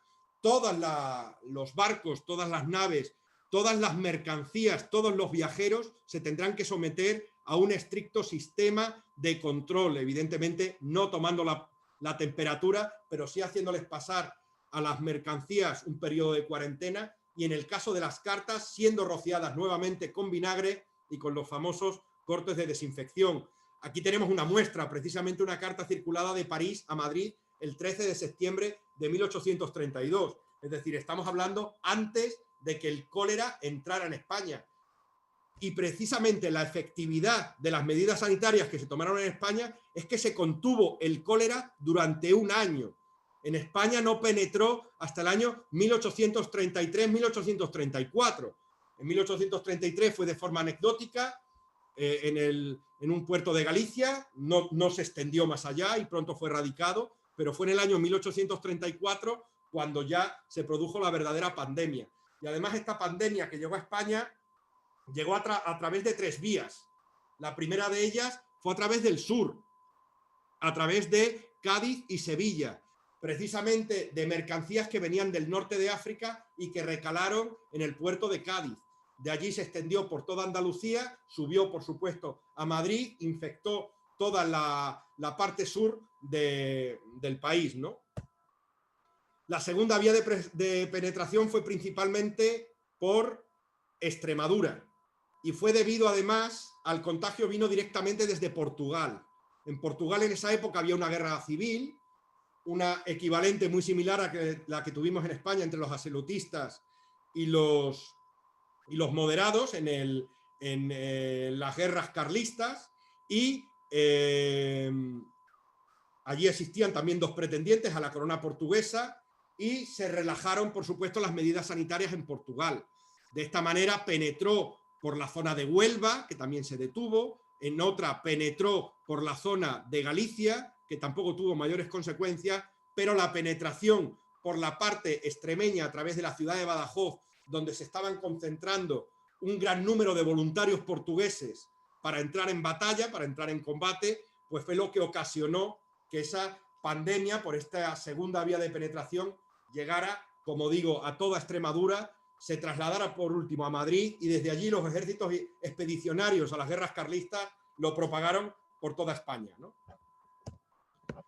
Testimonios postales de esta pandemia de cólera en Extremadura, del primer brote, lo tenemos precisamente en esta carta, que es fantástica, circulada dentro de la ciudad de Brozas, es decir, circuló desde la oficina de correos hasta el ayuntamiento, que es donde estaba la Junta de Sanidad, y lleva su marca postal. Estamos hablando de correo interior, bastante raro. Y bueno, probablemente era un aviso del jefe de correos, que le pusieron la marca postal pues para hacer constar la oficialidad del envío, ¿no? Se ve que va dirigida al señor presidente de la Junta de Sanidad, por mano de su secretario de la misma, en esta villa de Brozas, del administrador de correos de la misma, y te pone la hora a la que sale, a las 3 de la tarde. Posiblemente la carta llegó a las 3:05, pero bueno, lo ponían. Y tiene, lo bueno que tiene esta carta es que tiene la respuesta, tiene tanto la pregunta que le lanza el administrador de correos como la respuesta que le da el presidente de la Junta de Sanidad, ¿no? La pregunta es: solo espero que de dicha junta se me diga si el conductor que conduce la correspondencia general a la villa de Alcántara debe a su vuelta llegar a la puerta de la administración de mi cargo o no, por lo que espero se me conteste a mi última pregunta. Estamos hablando de que una de las ciudades donde más virulencia atacó este primer brote de cólera fue en la villa de Alcántara, donde murieron en el plazo de una semana, murieron 17 personas, entre ellas personas muy notables de la ciudad, como fue el clavero de la orden de Alcántara y algunos caballeros también ordenados, algunos freires de esa orden. Por supuesto, automáticamente sellaron la ciudad y establecieron un cordón sanitario en las villas cercanas. Entonces está preguntando que qué debe hacer con la correspondencia que llega desde Alcántara, una villa que sabemos que está infectada. La respuesta es la siguiente: la Junta de Sanidad que presido ha visto la pregunta que hace en su oficio de hoy relativa a si el conductor debe llegar a su puerta de usted de vuelta de la desgraciada villa de Alcántara, y en su contestación ha acordado que de ninguna manera debe hacerlo, y a cuyo efecto puede usted pasar o persona que disponga a recoger las valijas y devolverlas, y si para ello necesita algún auxilio puede pedirlo. Seguro que le será prestado todo el que esté a su alcance. ¿Qué significaba esto? Pues que al correo que llegaba de Alcántara no se le permitió entrar en el pueblo, sino que la valija con la correspondencia la tuvo que dejar en la entrada del pueblo, y allí el administrador de correos mandó a algún ayudante, algún oficial o algún dependiente por parte del ayuntamiento, por la Junta de Sanidad, que la llevaría a la oficina postal donde sería desinfectada. Esta carta también tiene una cuestión encantadora, y es que la Junta de Sanidad anotó en ella una copia de la carta que le había mandado al párroco de la iglesia de Santa María, y era una de las medidas que adoptaba la Junta de Sanidad de Brozas ante el riesgo de pandemia que corrían con los pueblos vecinos que estaban infectados. Hemos dicho todo Badajoz, todo Alcántara, también llegó a Valencia de Alcántara, la carta que vimos antes venía de Valencia de Alcántara. Y bueno, dice lo siguiente: con motivo de la infausta noticia que en la noche del día de ayer he recibido esta Junta de Sanidad que presido, de haberse declarado la mortífera enfermedad del cólera morbo en la inmediata villa de Alcántara, ha acordado se ponga en rogativa la efigie del Santísimo Cristo de la Expiración por 3 días consecutivos, y en el último procesión, para que por medio de los clamores de los ministros al altar, ver si conseguimos de su divina majestad se apiade de nosotros y nos preserve de tan funesta calamidad, sirviéndose usted prevenir a las cofradías de su dependencia para que concurran con los estandartes respectivos a la procesión. Es decir, los medios que se ponían no solamente eran humanos, no solamente eran los sanitarios, sino también los divinos. En este sentido, la importancia que jugó la Iglesia en la epidemia del cólera fue importantísima, porque además pues se prohibieron el repicar de las campanas cuando había misas de difunto, para no crear una sensación de abatimiento en la población. Es decir, eran una serie de medidas que se hicieron en concurso y la colaboración de la propia Iglesia para garantizar el estado de ánimo de la ciudadanía, ¿no? El segundo brote, que tuvo lugar entre 1853 y 1856, voy pasando ya más brevemente, vemos aquí reflejado, ya estamos hablando de una época postal, ya tiene un sello de correos la carta, ya no estamos hablando del periodo prefilatélico. Este sello de correos es lo que sustituye al número, al porte, que es el que estuvimos analizando en las anteriores diapositivas, y bueno, es un brote que, como digo, se produce en el año 1853. El cólera entró hacia España desde el puerto de Vigo. Fue un foco anterior en las Islas Canarias, pero este penetró en el puerto de Vigo a bordo de un vapor que procedía de Grecia. Y bueno, afortunadamente las lluvias pues frenaron aquel invierno la propagación al resto del país. No obstante, a finales de julio de 1854, a través de Barcelona, se produjo otra introducción de este brote, de un nuevo brote procedente de Marsella, y que ya se extendió por toda Cataluña, Valencia y el sur. Y bueno, con el invierno quedaría en estado latente, en el 55 volvería a desarrollarse. Y bueno, decir que cerca de 5.000 poblaciones fueron afectadas y murieron en esta primera pandemia 236.744 personas solo en España, ¿eh? En la anterior fueron 300.000 personas las que murieron en el primer brote de cólera. En el segundo brote estamos hablando de 236.000, casi 237, ¿no? En Badajoz hubo un total de 79 pueblos invadidos, con un total de 24.000 personas afectadas, de las que fallecieron más de 6.000, o sea, en la provincia de Badajoz. Esta carta es un testimonio con las marcas de desinfección que ahí vemos. De este segundo brote, pues también tenemos constancia.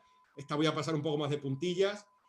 Es un mensajero privado despachado desde Calamonte a Mérida, y la Junta de Sanidad le dice a este señor que no puede pasar, Entonces responden de manera airada diciendo que en Calamonte no existe ningún brote de peste, no hay ningún infectado, todos tienen sus cédulas de sanidad en orden y que pueden circular perfectamente. No obstante, la ciudad de Mérida no permite que entre esta persona, este mensajero de Calamonte.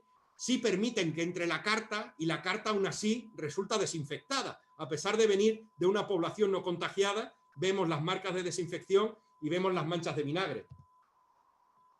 Un siguiente brote, ya estamos hablando del cuarto, que se inició en La Meca y que penetró a través del puerto de Valencia, y que, bueno, no tuvo demasiados efectos en España. En Extremadura solamente hubo un municipio afectado, con un total de 199 víctimas, que fue Fuente de Cantos, en Badajoz. Afectó, no obstante, a 486 localidades, provocando 120.000 muertes, el tercer brote. El cuarto brote lo vemos aquí reflejado también en otra carta. Y bueno, es curioso porque esta carta tiene un curioso recorrido que voy a omitir para evitar el ser demasiado redundante, pero bueno, que también queda un vestigio de lo que fue una carta venida de Alemania, se portea en Barcelona, pero después es expedida a Sevilla, de donde va después a Cádiz. Bueno, es un poco de jaleo, y en uno de los tránsitos, que concretamente fue el de Barcelona, ciudad que estaba infectada, pues se aprovechó para desinfectar la misiva.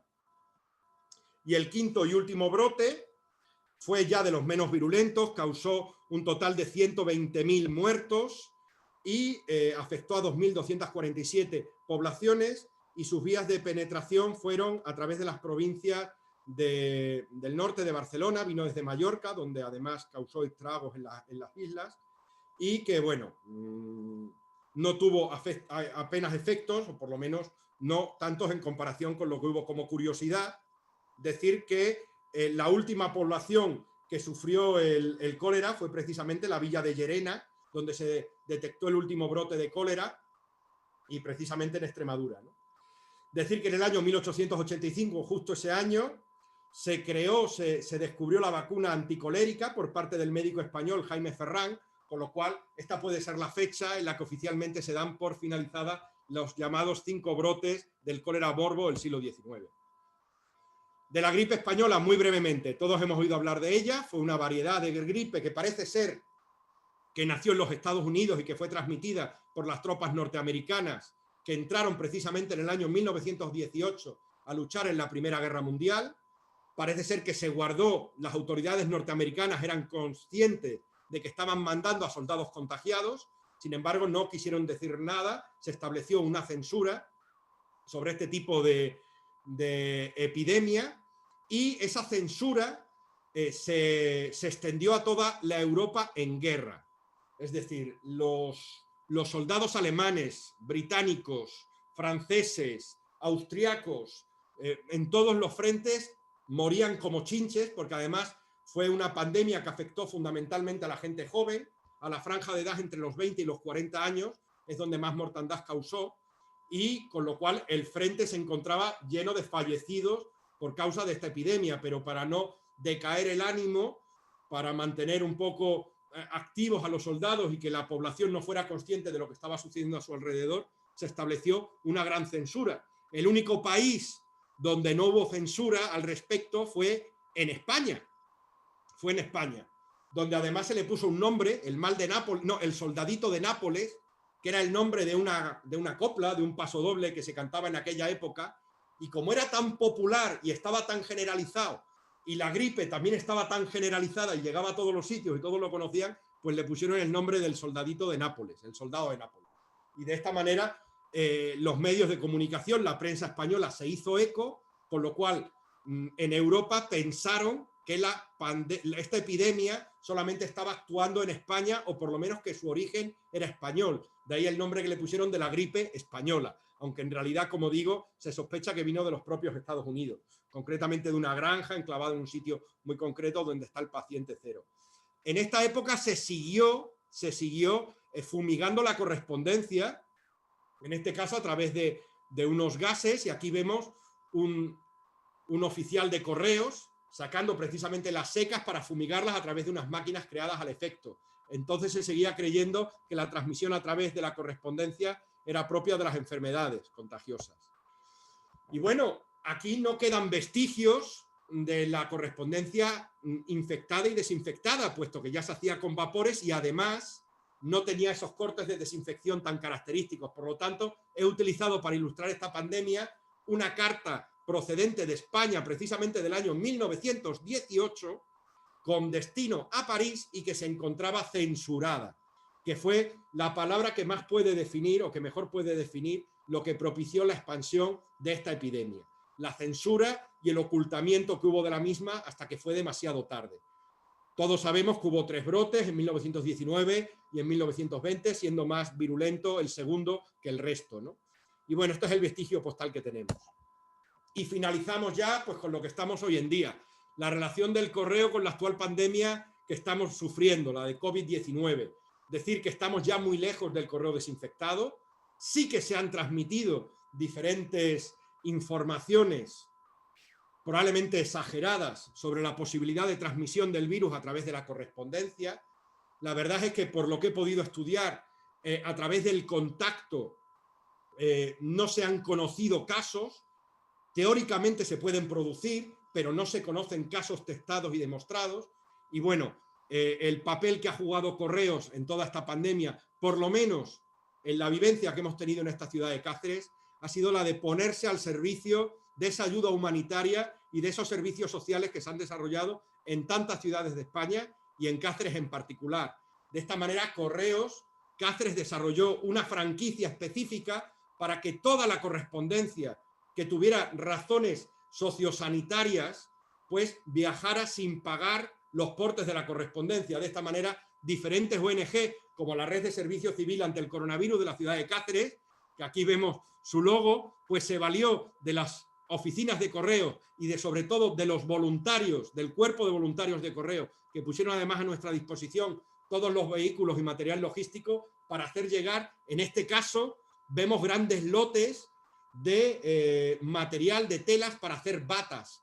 También distribuyeron mascarillas entre la población más vulnerable, los enfermos de cáncer o aquellas personas con discapacidad. También se encargaron del reparto de los libros de texto fuera de la localidad de Cáceres. Es decir, estamos hablando de un servicio de correos que ha evolucionado, al igual que han evolucionado las pandemias, y que, bueno, afortunadamente nos hace culminar esta presentación no con un aspecto negativo de número de muertos acaecidos, sino precisamente con un motivo para la esperanza, y es la unión y la solidaridad que a todos nos ha unido durante esta pandemia para minimizar y paliar todo lo posible los efectos negativos que está ocasionado.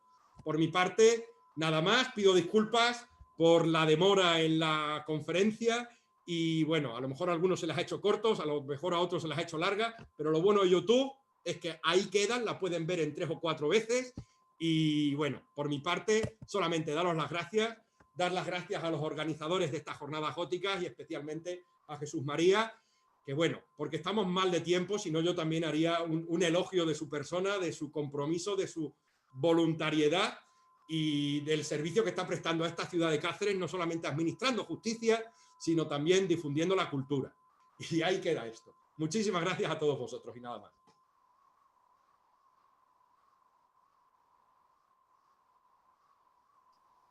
Muchas gracias a ti, David.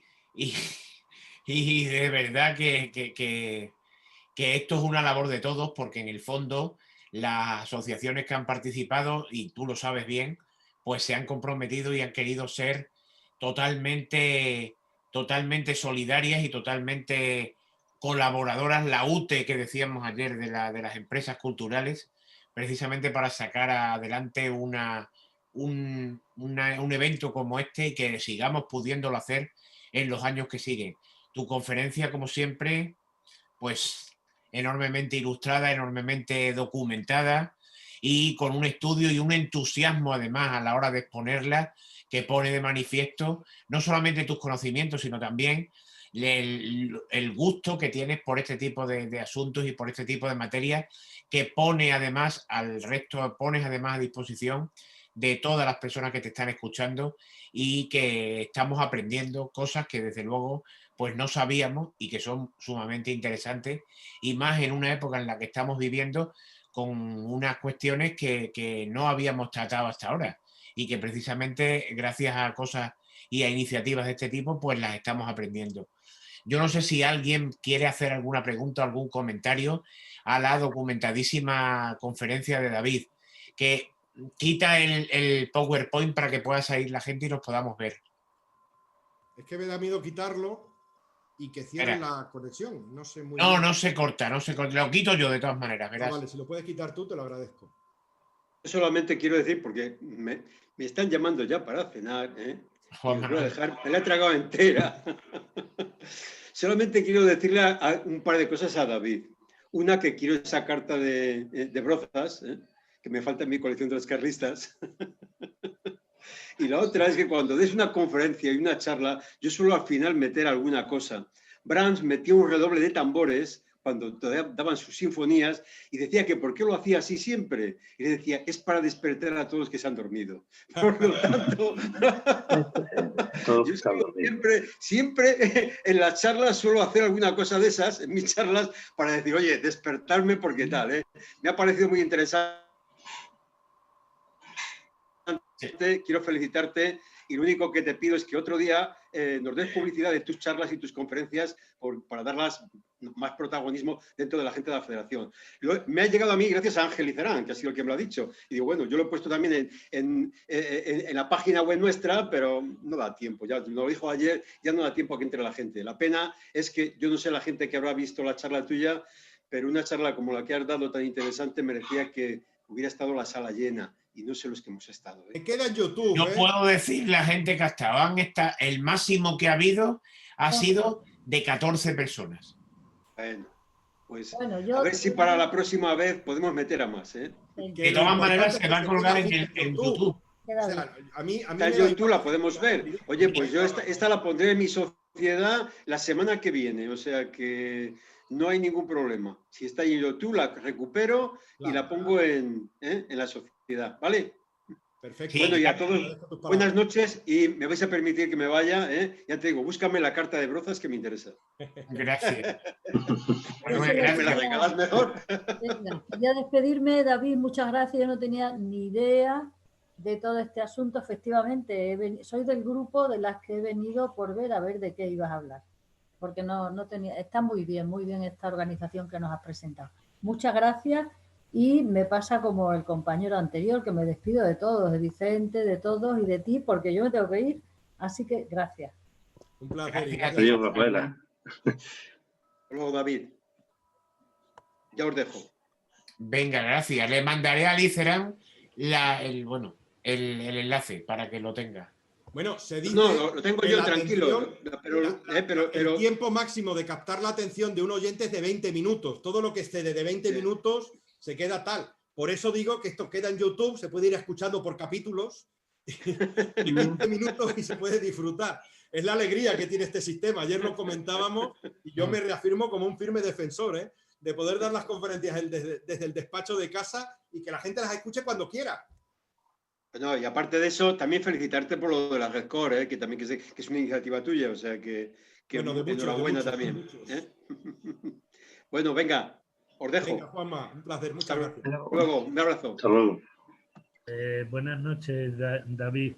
Te iba a preguntar también sobre si tenías algo que ver con lo de la Redcon, pero ya está contestada la pregunta. Ah, bueno. Bueno, respecto a la carta de Arroyo del Puerco, iba Germán Petit, que era uno de los terratenientes de allí, de Arroyo de la Arroyo el Puerco y Arroyo de la Luz, que es una finca grandísima, y incluso con central eléctrica y todo, que dio ¿de dónde venía? ¿De Badajoz? A ver, el archivo de Germán Petit sí.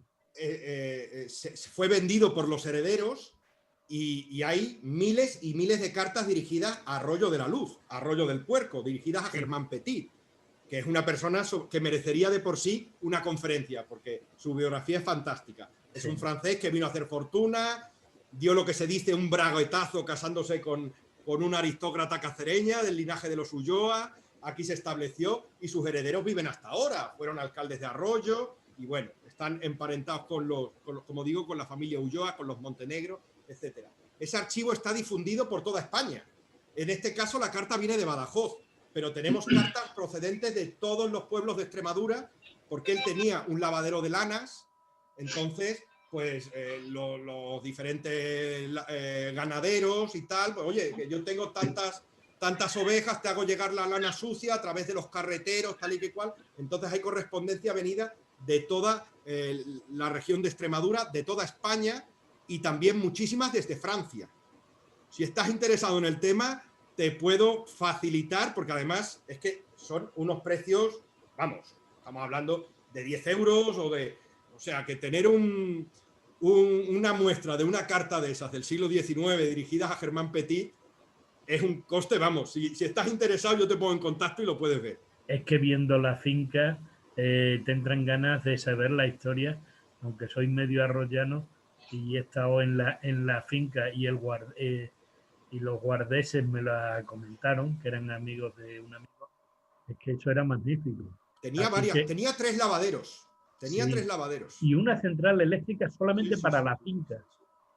Y al ver Germán, digo, Coilo, esto me suena, pues siempre se lo he oído a mi madre, que era uno de los terratenientes que dio mucha vida a Arroyo del Puerco. Sí. Tiene una calle, pero la calle creo está a nombre del hijo. El hijo fue alcalde de Arroyo, también Germán. Sí, muchísimas gracias porque hay cosas, los lanceros no lo conocía. Y lo del vinagre, no se iba la tinta. Pregunta obvia. A veces quedaba la carta hecha una pena. Yo creo que más que sumergirla, la rociaban con vinagre. Por eso tienen como salpicaduras. Muchísimas gracias. A ti. ¿Alguien más quiere comentar alguna cosa antes de que cerremos la grabación? No, yo darle la enhorabuena a David porque desde luego ha sido una conferencia perfecta en contenido, en presentación, en la cantidad de datos que nos ha dado, sobre todo a los que no somos duchos en el tema, y desde luego enhorabuena. O sea, el nivel que está teniendo esto es impresionante. Muchas gracias. No lo dudes. Sobre todo hoy hemos llegado al pico más alto. Yo lo siento por el último, porque cada día os vais superando. Lo siento por el último, que tiene el listón muy alto. Pues no vais a ver, digo en general, antes de que cerremos, que la obra de teatro que ya está colgada en la página de Normanova y incluso también está colgada ya en jornadasgóticas.com, invito a verla porque también merece la pena. Y de hecho me llamaba ahora una de las personas del grupo de teatro preguntando, ya está colgada la obra. No os la perdáis. Y quedamos emplazados para el viernes. Mañana no hay nada. La obra de teatro. Ah, bueno, sí. Mañana, bueno, la obra de teatro está ya. Mañana no hay nada en directo, en principio. Sí, el viernes nos vemos con el colofón, ¿no? Con esa, como decimos, velada gótico-literaria. Que anunciamos de antemano que va a ser terrible. Va a ser terrible. Corto en este momento la grabación.